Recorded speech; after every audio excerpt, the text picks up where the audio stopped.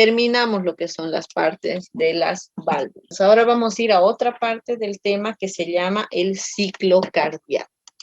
Este ciclo cardíaco quiero que me presten mucha atención porque para algunos es difícil. Bueno, capaz es que, que hayan, que necesite mejor explicación. La verdad no es difícil, es muy fácil. Cuando ya vean una imagen que les voy a mostrar más adelante, van a verlo como complicado, pero a manera que les voy a ir explicando, se va a ver muy, muy sencillo. Bien. El ciclo cardíaco va a hablar más que nada de lo que son los ventrículos. Bien. Entonces, los ventrículos, el ciclo cardíaco de los ventrículos se va a dividir en dos partes principales. Una que va a ser la sístole y otra que va a ser la diástole. Como ustedes saben, la sístole va a ser el periodo en que los ventrículos se contraen. Bien, y la diástole el periodo en que los ventrículos se dilatan. Entonces, el ciclo cardíaco se divide en lo que es sístole y diástole. Ahora, vamos a ver que el ciclo cardíaco también se puede ver en lo que es el electrocardiograma. Bien. El electrocardiograma, aquí tenemos un dibujito de lo que es unas ondas del electrocardiograma, que lo vamos a explicar qué significa cada una. La actividad registrada en el electrocardiograma. La primera onda que vamos a evaluar del electrocardiograma va a ser la onda P. La onda P representa la despolarización. Recuerden bien esta palabra. Despolarización del nodo sinusal, es decir, del marcapaso del corazón. Va a ser la despolarización del tejido auricular. Entonces, la onda P que inicia aquí y termina aquí, va a ser la despolarización de la aurícula. Bien, y si lo ponemos en dibujito, aquí tenemos lo que es el nodo sinusal, que va a mandar su onda de despolarización hacia lo que es las dos aurículas. Bien, y va a ocurrir lo que es la despolarización en las dos aurículas al mismo tiempo. Y eso va a ser marcado en el electrocardiograma como la onda P. Si por algún motivo la onda P se hace mucho más larga, que puede ser, nos puede indicar que las aurículas son mucho más grandes y por eso tardaría más en despolarizarse. Mientras más larga es la onda P, nos dice que más tarda en despolarizarse las aurículas y eso es patológico. Bien. Entonces, cada vez que hablamos de onda P, hablamos de la despolarización de la aurícula, de las aurículas, de las dos al mismo tiempo. Ahora vamos a seguir con la siguiente parte del electrocardiograma, que va a ser el complejo QRS. El complejo QRS se refiere al ventrículo, ¿bien? El ventrículo. La primera onda del complejo QRS va a ser una onda negativa, o sea, por debajo, si trazamos esta línea recta, por debajo de la línea, negativa.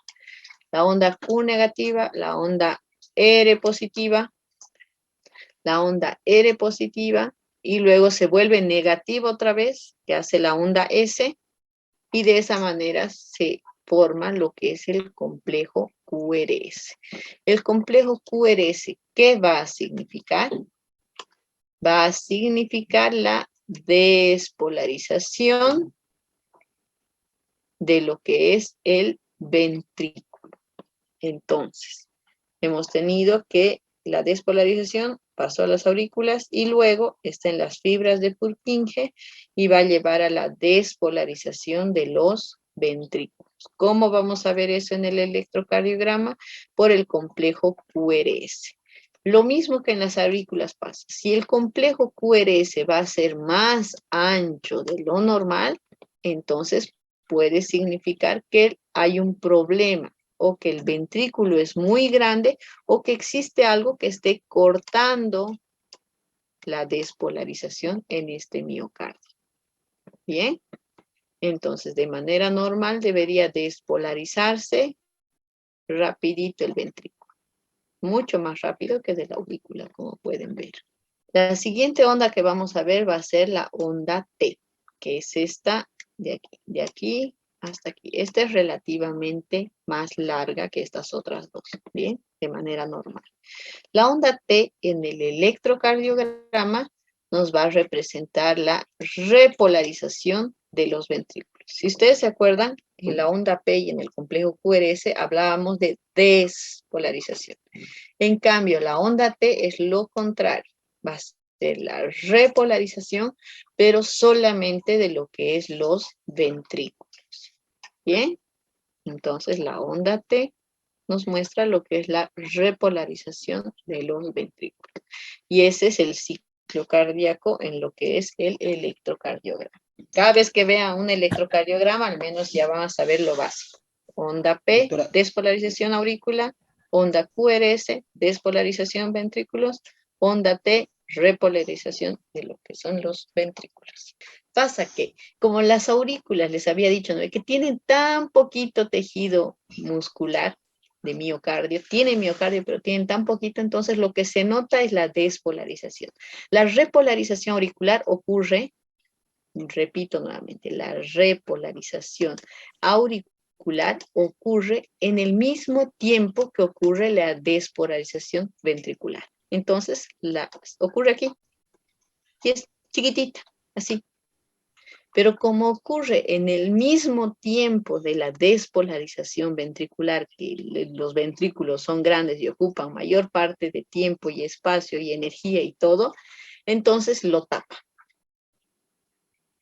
No es normal ver la repolarización auricular. Ocurre, se da, pero se da en este espacio. Y por lo tanto, no la vemos. Es muy chiquitita. Bien, entonces por eso es que solo se ve onda P, complejo QRS y onda T.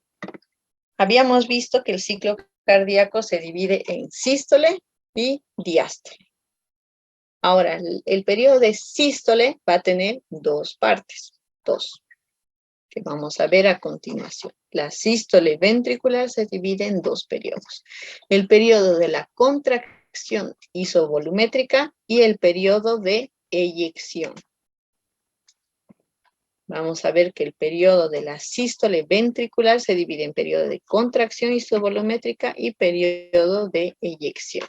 Vamos a ver cada uno por aparte. El periodo de contracción isovolumétrica ¿alguien me puede decir qué significa iso? Igual. Entonces, en el periodo de contracción isovolumétrica vamos a tener que el ventrículo va a tener el mismo volumen en este periodo. ¿Bien? Esa es la característica, que por más que estemos en la sístole, el ventrículo se está contrayendo, tiene el mismo volumen. ¿Cómo puede ocurrir eso? El periodo de contracción isovolumétrica comienza con el cierre de las válvulas aurículo-ventriculares. Aquí tenemos el dibujo. Periodo de contracción isovolumétrica comienza cuando se cierra esta válvula y se cierra esta válvula.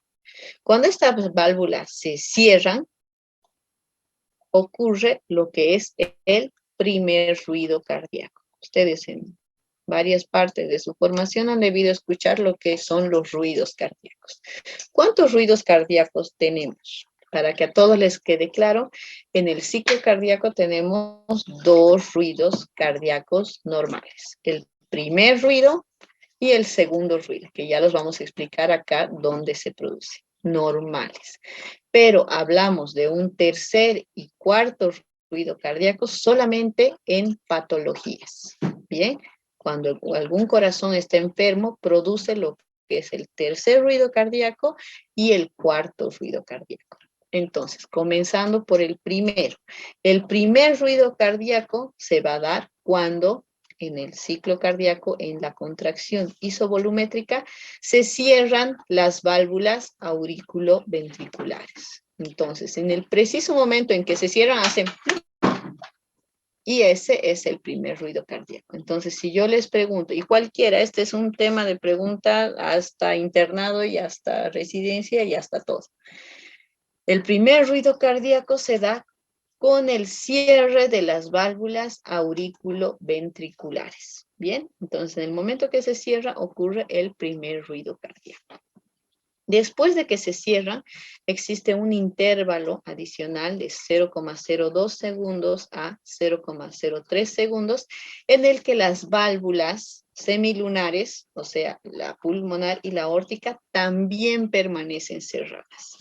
Entonces, en este periodo de contracción isovolumétrica, tenemos cerradas a las válvulas, aquí ven en la imagen, cerradas a las válvulas auriculoventriculares y además se encuentran cerradas lo que es la válvula pulmonar y la válvula aórtica.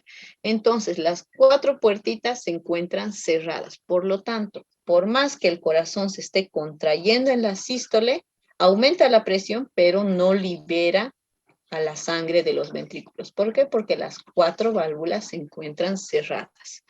Por eso es que se llama periodo de contracción isovolumétrica. Bien, porque no permite la salida de sangre de los ventrículos. Se queda exactamente igual, ni un ml menos. Entonces, ¿qué más? Los ventrículos van a continuar esta contracción, van a continuar aumentando la presión hasta el punto en que la presión del ventrículo izquierdo es más alta que la presión de la aorta. Entonces, en este momento en el que la presión del ventrículo izquierdo va a ser más alta que la presión de la aorta, se va a abrir esa válvula y recién la sangre va a poder salir. ¿Bien? Entonces, el periodo de contracción isovolumétrica, las 4 válvulas cerradas y por lo tanto no permite la salida de sangre. Seguimos en la sístole ventricular. Entonces, habíamos visto el periodo de contracción isovolumétrica. Ahora vamos a ver el segundo periodo. Les había dicho que son 2, ¿no es cierto? El segundo periodo de la sístole ventricular va a ser el periodo de eyección. Entonces, el periodo de eyección va a comenzar cuando las válvulas semilunares, valga decir aorta y pulmonar, se abren, ¿bien? Y van a permitir la liberación. Aquí tengo esa imagen, ¿no es cierto? Entonces, la presión ha aumentado tanto en los ventrículos que ha permitido que la sangre salga hacia la pulmonar y hacia la aorta. Ese es el periodo de eyección. Si a la sístole, a este periodo de eyección, lo vamos a dividir en 4 pedazos, digamos así. Todo esto va a ser el periodo de eyección. Y lo vamos a dividir en 4 periodos. En el periodo de eyección. En el primer cuarto de este periodo, o sea, en este, va a salir el 60% de la sangre. En el primer cuarto del periodo de eyección va a salir el 60% de la sangre del ventrículo izquierdo hacia la aorta. El 40% restante se va a inyectar durante los siguientes 2 cuartos de sístole. O sea, el 40% va a salir en estos 2 periodos. Es un poco difícil dibujar con este lápiz. Entonces, 60 y 40, ahí el 100% de la sangre ya habría salido del ventrículo, ¿no es cierto? En el periodo de eyección. Pero, ¿qué ocurre en este último? Al final de la sístole, los ventrículos comienzan a relajarse, lo que produce una caída precipitada de la presión. ¿Se acuerdan que estaba muy alta? Entonces, cuando comienza a relajarse el ventrículo, cae la presión. Y la sangre, por lo tanto, de las grandes arterias, valga decir la pulmonar y la aorta, regresa hacia los ventrículos. Bien, les había dicho, en las válvulas auriculoventriculares no puede retornar, pero en cambio, en las válvulas semilunares sí puede retornar un poco de sangre desde lo que es la aorta hacia lo que es el ventrículo. Ahora vamos a seguir con el ciclo cardíaco y vamos a estar con la diástole ventricular. Va a estar marcada por la relajación y el llenado de los ventrículos, 2 periodos. Después de que las válvulas semilunares y los ventrículos continúan relajados, estamos en diástole, Una fracción de segundo de 0,03 segundos, 0,6 segundos se denomina periodo de relajación isovolumétrica. Lo mismo que ha ocurrido con la sístole, pero en la diástole. ¿Qué significa? Que las válvulas auriculoventriculares están cerradas, las válvulas semilunares están cerradas. Entonces, todas las válvulas están cerradas, pero el ventrículo se está dilatando. Entonces, está disminuyendo la presión dentro de lo que es el ventrículo derecho y el ventrículo izquierdo. Y aquí está, periodo de relajación ventricular isovolumétrica. ¿Bien? Durante este intervalo, las válvulas semilunares y auriculoventriculares permanecen cerradas y el volumen ventricular permanece igual. ¿Por qué? Porque están cerradas las cuatro. Mientras la presión ventricular desciende hasta ser menor que la presión auricular. En el momento que la presión del ventrículo es menor que la presión de la aurícula, se van a abrir las válvulas auriculoventriculares. Todo es juego de presión, si se dan cuenta. Entonces, se abre y termina el periodo de relajación isovolumétrica. Cuando esto ocurre, las válvulas auriculoventriculares se abren y la sangre que estaba en las aurículas fluye hacia los ventrículos. Pero eso ya es parte del siguiente periodo. El segundo periodo de la diástole ventricular, segundo, es el llenado ventricular. Después de que estas válvulas se han abierto, las auriculoventriculares, se comienzan a llenar los ventrículos de sangre nuevamente. La mayor parte ocurre en el primer tercio de la diástole. Igual, aquí vamos a dividir. Ay, qué chueca. Otra. Peor. Bien, vamos a tener aquí que toda esta es la diástole ventricular. Aquí lo vamos a dividir en tres. La mayor parte del primer tercio de la diástole se llama periodo de llenado rápido. Esta primera parte es el periodo de llenado rápido.